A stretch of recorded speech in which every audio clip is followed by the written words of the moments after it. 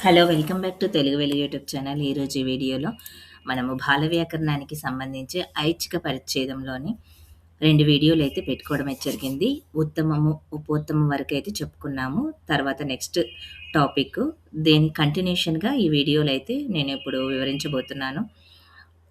First time మా channel చూస్తున్నట్లయితే subscribe అయితే చేసుకోండి. టెట్, డీఎస్సీ, సెట్, నెట్‌కి సంబంధించిన తెలుగు సిలబస్‌నైతే అప్‌లోడ్ అయితే చేస్తున్నాము. బాల వ్యాకరణానికి సంబంధించి సంజ్ఞా పరిచ్ఛేదము, సంధి పరిచ్ఛేదము ఆల్రెడీ కంప్లీట్ అయితే చేసుకున్నాము. ఆ రెండిట్లో నుంచి మనకి కొంచెం కంటెంట్ ప్లస్ బిట్స్ కూడా ఏ చాప్టర్‌కి ఆ చాప్టర్ బిట్స్ కూడా ప్రాక్టీస్ అయితే చేశాము. ఎవరైనా ఫస్ట్ టైమ్ చూస్తుంటే ఆ వీడియోస్‌నైతే చూడండి. ప్లే లిస్ట్‌లో వీడియో ఉంటుంది. నేను ఎండ్ కార్డ్‌లో కూడా ప్లే లిస్ట్ వీడియో ఇస్తాను. ఐకార్డ్‌లో కూడా ఇస్తాను. ఒకసారైతే చూడండి. డీఎస్సీకి సంబంధించి, టెట్‌కి సంబంధించి, సెట్‌కి సంబంధించి సిలబస్ ఛానల్‌లో తెలుగులోకి ట్రాన్స్‌లేషన్ చేసి అన్ని సబ్జెక్టులు మీకు ఇవ్వడం అయితే జరిగింది. అవి కూడా నేను ఐకార్డ్స్‌లో ఇస్తాను. ఒకసారైతే చెక్ చేయండి. ఇక ఇప్పుడు చూద్దాము. ఉపోత్తమము, ఉత్తమం గురించైతే మీకు తెలుసు కదా! మళ్ళీ ఒకసారైతే ఎక్స్‌ప్లెయిన్ చేద్దాము. ఈ ఉత్తమము, ఉపోత్తమం అనేది మనకి డీఎస్సీలో ప్రీవియస్‌గా జరిగిన డీఎస్సీలో కూడా ఇవ్వడం అయితే జరిగింది. నేను ఇప్పుడు ఈ కంటిన్యూగా లెసన్ చెప్పేటప్పుడు ఇంపార్టెంట్ పాయింట్స్ ప్లస్ మనకి ప్రీవియస్‌గా ఎగ్జామ్స్‌లో వచ్చిన క్వెషన్స్ కూడా ఎలా క్వెషన్స్ అడుగుతారో అనేది కూడా చెప్తాను. వీడియోనైతే స్కిప్ చేయకండి. ఉత్తమము అంటే 3 అచ్చులు లేదా అంతకు మించి ఉన్న పదాలలోని చివరి అచ్చు. మీకు ఇక్కడ ఉత్తమము అంటే ఏమిటి అని ఒక పదం ఇచ్చి, ఆ పదంలోని ఉత్తమం అనే పదాన్ని సెలెక్ట్ చేయండి అనైతే అంటారు. ఇక్కడ కలికి అనే పదం ఇస్తారు. కలికి అనే పదం ఇచ్చి దీంట్లో ఉత్తమం ఏంటి? ఉపోత్తమం ఏమిటి? అనైతే అడుగుతారు. ఉత్తమము అంటే ఉత్తమంలో 3 అచ్చులైతే ఉంటాయి. 3 అచ్చులు ఉంటాయి. 3 అచ్చులతో కూడిన పదం. అచ్చు అంటే మీకు తెలుసు కదా! వీటిని అచ్చులు అంటారు. వీటిని అచ్చులు అంటారు. మనకొక పదం ఏర్పడాలంటే ఈ అనే పదం ఏర్పడాలంటే ఇక్ ప్లస్ ఆ కలిపి ఈ అయితే అవుతుంది. లా ఏర్పడాలంటే లా ప్లస్ ఈ ఏర్పడితే లి అయితుంది. క్ ప్లస్ ఈ ఏర్పడితే కి అవుతుంది. దీంట్లో చివర ఉన్న ఈని ఉత్తమము అని అంటాము. మనకి చివర ఉన్న ఈని ఏమంటాము? ఉత్తమము అంటాము. ఈ ఈని ఉత్తమము అని అంటాము. ఉపోత్తమం అంటే ఉత్తమం కంటే ముందు ఉన్నదాన్ని ఉపోత్తమం అని అంటారు. అంటే ఉత్తమానికి ముందు ఉండే అచ్చుని ఉపోత్తమం అంటారు. మనము ఇక్కడ నకారం తీసుకోవద్దు. ఇక్కడ ఓన్లీ అచ్చు మాత్రమే చూసుకోవాలి. కలికిలో ఉన్నటువంటి మనకి ఇది ఉత్తమం అయినప్పుడు దీనికి ముందు ఉన్న అచ్చును మాత్రమే మీరు చూసుకోవాలి. దీనికి ముందు ఉన్న అచ్చుని చూసుకుంటే ఇది ఉత్తమం, ఉపోత్తమం అవుతుంది. ఓన్లీ అచ్చులు మాత్రమే చూసుకోవాలి. రెండవ అచ్చుని మనము ఉపోత్తమం అని అంటాము. ఇంతకుముందు ఉత్తమముని గుర్తించండి అని క్వెషన్ అయితే డీఎస్సీలో వచ్చింది. ప్రీవియస్ పేపర్స్ కూడా నేను ఛానెల్‌లో అప్‌లోడ్ అయితే చేశాను. ఎవరైనా చూడకపోతే ఆ ప్రీవియస్ వీడియోస్ కూడా చూడండి. లాస్ట్ మనకి మొన్న జరిగిన DSC papers Telugu PGT, TGT కూడా నేను పెట్టడం అయితే జరిగింది. వాటిలలో కూడా మనకి బిట్స్ అయితే బాల వ్యాకరణం నుంచి 10 బిట్స్ దాకా అయితే వచ్చాయి. ఇలా ఇకారాంతాలతో ఇలా ఇకారంతో అంతమయ్యే ఉపోత్తమాలకి బహువచనం గనుక పరమైతే ఉత్వం వస్తుంది. ఇలా ఇకారము అని అంటే ఇకారంతో ఉన్న పదాలకి బహువచనంలో మనకి ఉత్వం అనేది వస్తుంది. లు అంటాం కదా! ఇట్లా కొమ్ము, కొమ్ము రావడాన్ని ఈకి బదులుగా కొన్నిట్లో బహువచనంలో ఉపోత్తమానికి బహువచనంలో మనకేమవుతుంది? ఉత్వం అనేది వస్తుంది. అది కూడా వికృతి పదాలు, అచ్చు తెలుగు పదాల్లో మాత్రమే వస్తుంది అనేది ఇచ్చారు. కలికిలో కి ప్లస్ కలి కలుకులు అని అంటాం గదా! దీన్ని మనం బహువచనంలో చెప్పాలంటే కలుకులు అంటాం. ఇక్కడ ఈ స్థానంలో మనకి ఏమైంది? ఊ అనేది వస్తుంది. ములికి అన్నప్పుడు మనకి ఈ స్థానంలో ఇక్కడ ఊ. లు అన్నాం కదా! ఇక్కడ ఊ అనేది అచ్చు పరమైంది. అందుకని ఇది బహువచనంలో వచ్చినప్పుడు ములుకులు అని అయితే అయింది. భామిని ప్లస్ లు భామునులు వంటి అసాధు రూపాలు కారణంగా తచ్చమ పదాలకు ఈ సూత్రము రాదు కాబట్టి రా, డాల అనే అక్షరాలలో ఉభయ పదకు నవ అనే 9 మొదలగు సంఖ్యా పదాలకు ఉపోత్తమమునకు ఉత్వము రాదు. మనకి ర, డ పదాలతో వచ్చే అక్షరాలు ఉపదకు. నవ అనే 9వ ఇప్పుడు మనకి అక్షరాలు సంఖ్యలుంటాయి గదా! సంఖ్యా పదాలకు కూడా మనకి ఉత్వం అనేది రాదు అనేది చెప్తున్నారు. ఇక్కడ మనకి కొన్ని ఉదాహరణలు కూడా ఇచ్చారు. ఈ బాల వ్యాకరణం అంటే ఏంటంటే, మనకి ఒక సూత్రం ఇస్తారు. ఆ సూత్రానికి కొన్ని ఉదాహరణలిస్తారు. సూత్రానికి తగ్గట్టు మనకి ఉదాహరణ ఐచ్ఛిక పరిచ్ఛేదంలో మొత్తం 38 సూత్రాలైతే మనకి ఇవ్వడం అయితే జరిగింది. మొత్తము బాల వ్యాకరణంలో మొత్తం 10 పరిచ్ఛేదాలున్నాయి గదా! ఆ 10 పరిచ్ఛేదాలలో మనకి సంజ్ఞా పరిచ్ఛేదము, సంధి పరిచ్ఛేదము, ఐచ్ఛిక పరిచ్ఛేదము, సమాస పరిచ్ఛేదము ఇట్లాగా ఇవన్నీ ఈ బాల వ్యాకరణం అంటేనే మనకి వ్యాకరణం ఏ విధంగా ఏర్పడింది అనేది మనకి వచన రూపంలో తెలపడం అయితే జరిగింది. మీరు కన్‌ఫ్యూజ్ అయితే అవ్వకండి. నేను ఆల్రెడీ ప్రీవియస్ వీడియోస్‌లో దీన్నంతా వివరించడం అయితే జరిగింది. మళ్ళీ, మళ్ళీ చెప్పడం వలన అది కంటిన్యూయేషన్ అవుతది. బోర్ అనేది అనిపిస్తది. అందుకని మీరు ఒకవేళ తెలుసుకోవాలి అని అంటే ఫస్ట్ టైమ్ చూస్తుంటే ఆ వీడియోస్ అయితే చూడండి. పందిరి, పందురులు ఇక్కడ ఇక్కడ చూసారు గదా! డాలు అని అన్నాడు కాబట్టి ఇక్కడ అనే దాంట్లో మనకి పందిరులు అనే ఉత్వం అనేది వచ్చింది. మనకి ఉత్వం వస్తుంది. ప పిడికిలి అన్నప్పుడు పిడికిళ్ళు. రాపిడి అన్నప్పుడు రాపిడులు అనొచ్చింది. 9 అన్నప్పుడు ఇక్కడ మనకి తొమ్మిదులు. అని మనకి ఉత్వం అనేది ఇక్కడ వస్తుంది. ప్లస్ 9 స్థానంలో ఇక్కడ ఈ వచ్చింది. ఇక్కడ ఈ అయింది. దీనికి అయింది. మనకి తొమ్మిదులు అనైతే అయింది. పందిరి ఇందులో ఉపద కదా! పందిరి. పందిరి అనేది ఉపదలో అనేది ఈ స్థానంలో ఉత్వము రాదు అనైతే ఇచ్చారు. పందురులు అనైతే అన్నారు గదా! పందిరులు రూకి మనకి ఉత్వం అయితే వస్తుంది. పందురులు అనైతే అన్నారు.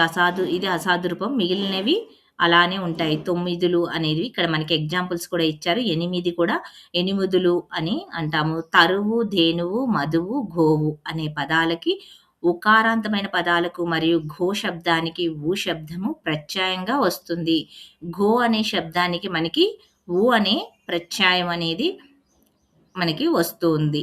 అనేది ఇక్కడ చూడండి. తరువు, ధేనువు, మధువు, గోవు అనే వీటికి ఉకారాంత పదాలకి అంటే దీని ముందున్న పదం చూసుకోండి మీరు.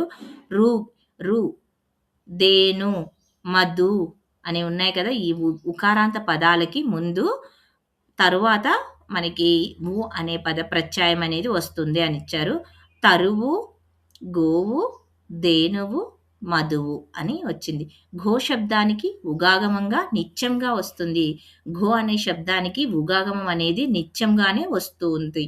ఉకారం పరమైతే మనకి రావడం కాదు. నిత్యంగా గూడా అనే పదము గో అనే శబ్దానికి వస్తుంది. తరులు, ధేనులు అంటే మనకు బహువచనంలో అని చేరినప్పుడు ఉగాగమం రాని రూపాలు ఉంటాయి.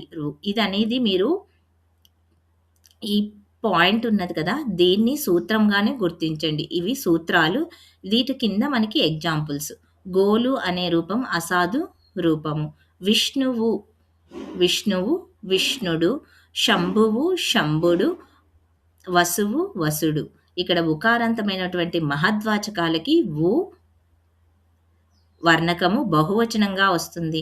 మహత్వాచకాలు అంటే పురుషవాచకాలని మహద్వాచకాలు అని అంటాము. మహతి వాచకాలంటే స్త్రీలింగ వాచకాలని మనము స్త్రీలని సంబోధించాలి అంటే మనము మహతి వాచకాలని ఉపయోగిస్తాము. అదేవిధంగా నపుంసక వాక్యాలను ఉపయోగించాలి అని అంటే అమహద్వాచకాలని ఉపయోగించడం అయితే జరుగుతుంది.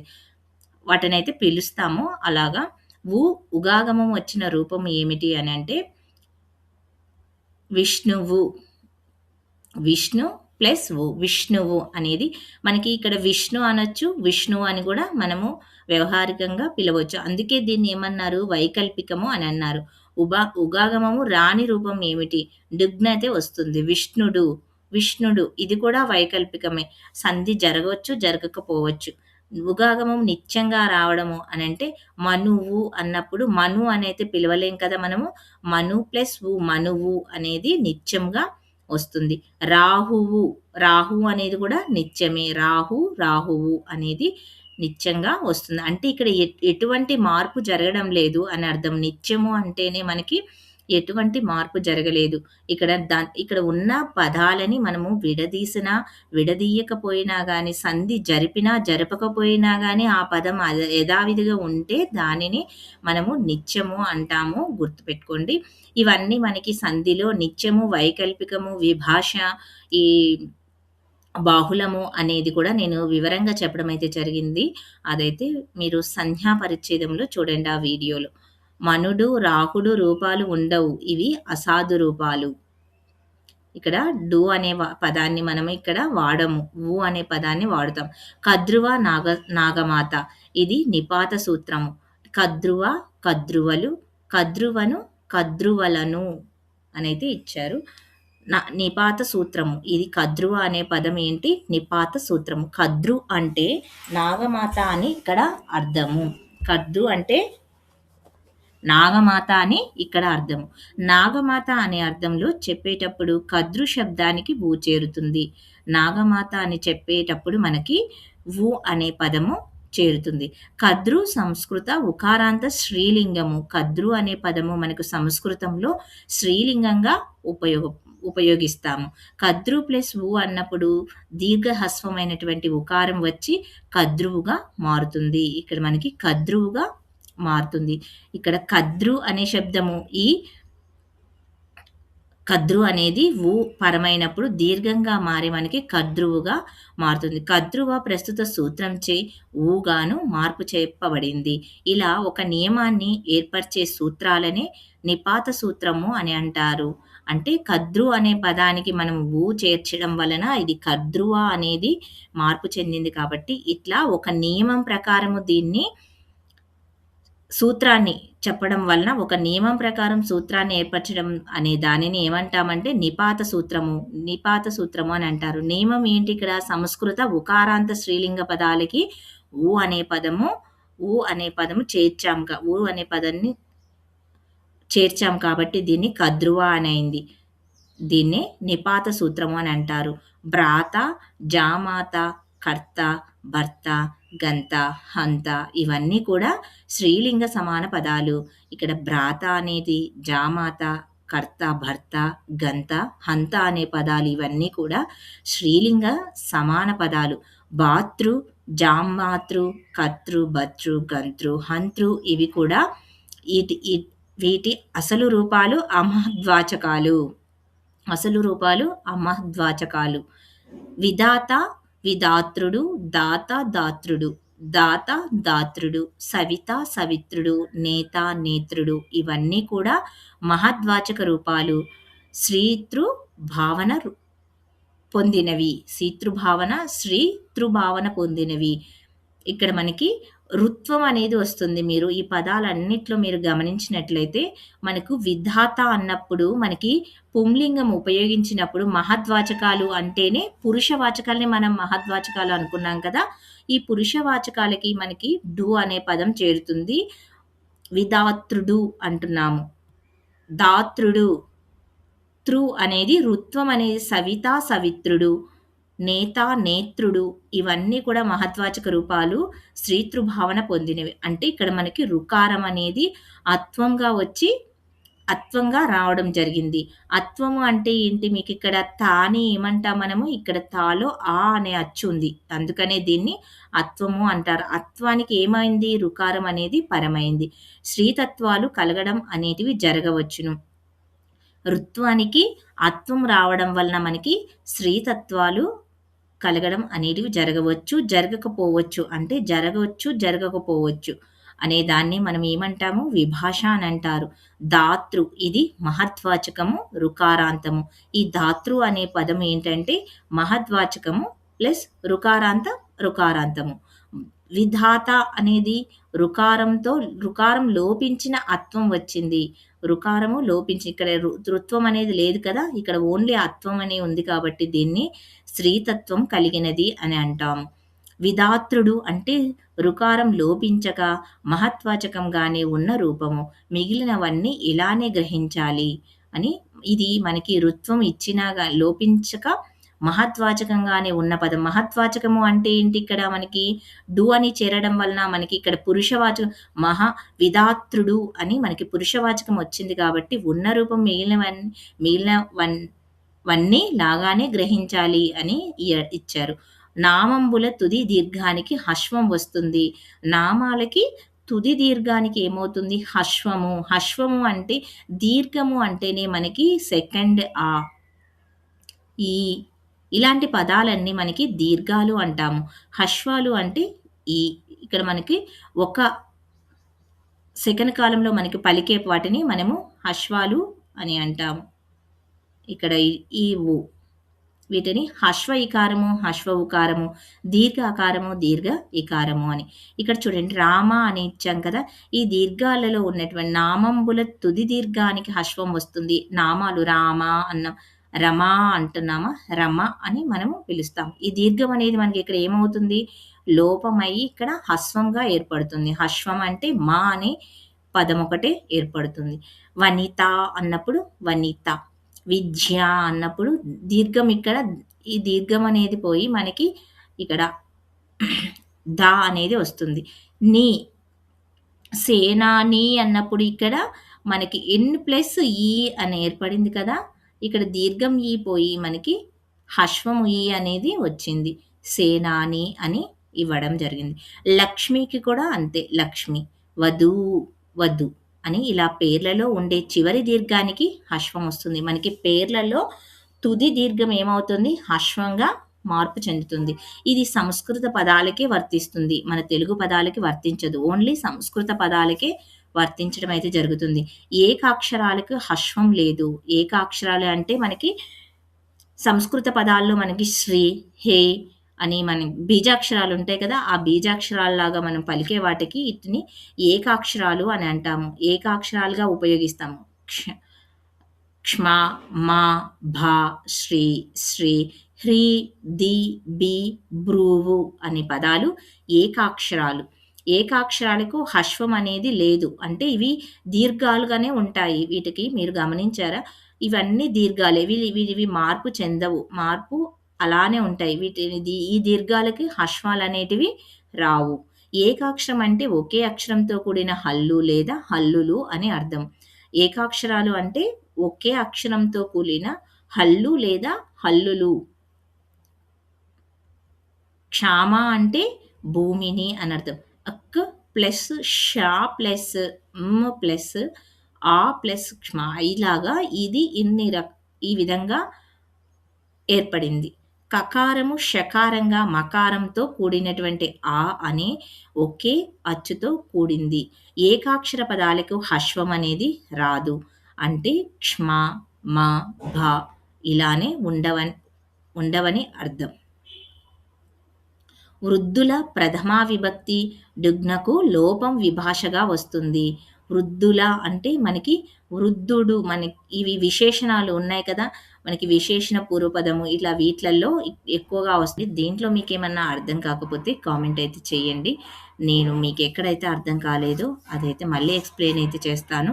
ఇక ఐచ్ఛిక పరిచ్ఛేదంలో ఇంకా మనకి చాలా వీడియో అయితే ఇంకా 2 వీడియోస్ దాకా అయితే వస్తాయి. దీని తర్వాత మనము బిట్స్ అయితే ప్రాక్టీస్ అయితే చేద్దాము. ఈ టెట్‌కి, డీఎస్సీకి మనకిప్పుడు బాల వ్యాకరణంలో ఈ ఐచ్ఛిక పరిచ్ఛేదం కూడా ఉంది టాపిక్. ఈ ఇయర్ నుంచి అందరికీ పేపర్ 2లో బాల వ్యాకరణం అనేది యాడ్ చేశారు ఈ టాపిక్. అందుకనే డీఎస్సీకి, టెట్ ఇద్దరు ప్రిపేర్ అయ్యే వాళ్ళు అటు ఏపీ వాళ్ళైనా, తెలంగాణ వాళ్ళైనా ఈ బాల వ్యాకరణాన్ని అయితే ఖచ్చితంగా మీరు నేర్చుకోవాల్సి అయితే ఉంటుంది. ఈ బాల వ్యాకరణం నుంచి మనకి 10 బిట్ల దాకా అయితే వస్తాయి. ఫస్ట్ ఒకసారి చూస్తే మీకు కన్‌ఫ్యూజ్ అయితే అవుతారు. మళ్ళీ ఇంకొకసారి అయితే చూడండి మీకు అర్థమవుతుంది. అన్ని వీడియోస్ చూడండి. మాక్సిమము మీకు బ్రెయిన్ ఫ్రీగా ఉన్న టైంలో ఇదైతే వినడానికైతే ట్రై చేయండి. అప్పుడు మీకు అర్థమవుతుంది. మీరు మైండ్ ఫ్రెష్‌గా లేనప్పుడు చూస్తేనేమో చదవాలి అని అనిపించదు. అర్థం కానట్టు అవుతుంది. అందుకనే మీరు బ్రెయిన్ ఫ్రీగా ఉన్నప్పుడు ఖాళీ టైంలో వీడియో అయితే చూడండి. ఇక వీడియో నచ్చితే లైక్ చేయండి, షేర్ చేయండి, హైప్ ఆప్షన్‌లో పాయింట్స్ అయితే ఎయండి. మా వీడియోస్ మీకెంత వరకు ఉపయోగపడుతున్నాయి అనేది కూడా కామెంట్ అయితే చేయండి. Thank you. మళ్ళీ నెక్స్ట్ వీడియోలో కలుసుకుందాం.